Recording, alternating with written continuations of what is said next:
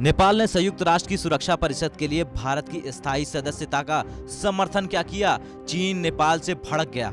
नेपाल के विदेश मंत्री प्रदीप ग्यावली दिल्ली आए हुए थे, जहां उन्होंने भारत के विदेश मंत्री एस जयशंकर के साथ द्विपक्षीय वार्ता की। इसके बाद जैसे ही खबर आई कि उन्होंने यूएन सिक्योरिटी काउंसिल के लिए भारत की सदस्यता का समर्थन किया, वैसे ही नेपाल में मौजूद चीन की राजदूत ने नेपाल की राष्ट्रपति से मिलकर नेपाल के इस निर्णय पर ऐतराज जताया। नेपाल राष्ट्रीय भवन के सूत्रों की माने तो नेपाल में चाइनीज एम्बेसडर होंग याकी उस दिन करीब शाम को 6 बजे राष्ट्रपति भवन शीतल निवास पहुंची और वहां नेपाल के इस निर्णय पर न सिर्फ आश्चर्य व्यक्त किया बल्कि इस पर अपनी नाराजगी भी जाहिर की। नेपाली सेना के इंटेलिजेंस विभाग के एक अधिकारी की माने तो शाम करीब 6 बजे राष्ट्रपति से मिलने पहुंची चाइनीज एम्बेसडर 2 घंटे तक वहां रहीं। नेपाल के राष्ट्रपति भवन की सुरक्षा की जिम्मेवारी नेपाली सेना के पास है।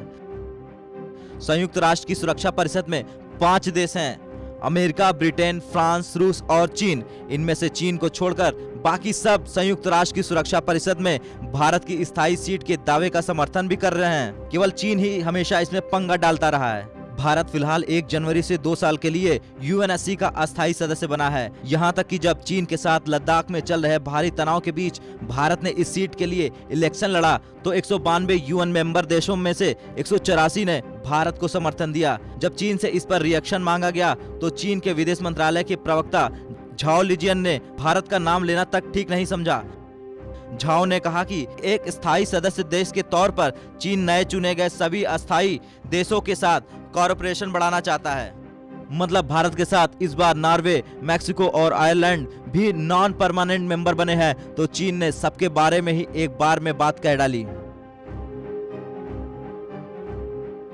सालों में चीन संयुक्त राष्ट्र की ताकतवर इकाई यूएन सिक्योरिटी काउंसिल में भारत की स्थायी सीट के प्रयासों के खिलाफ काम करता रहा। चीन भारत से इतना इनसिक्योर है कि जब भी कोई देश भारत की स्थायी सीट का समर्थन करता है तो चीन उसे अपने काबू में लेने की कोशिश करता है।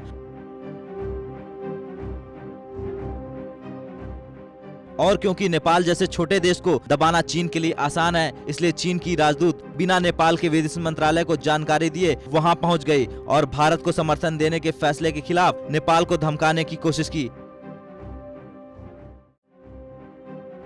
लेकिन नेपाल की सियासी उठापटक के मद्देनजर चीन के लिए ये आसान नहीं होगा।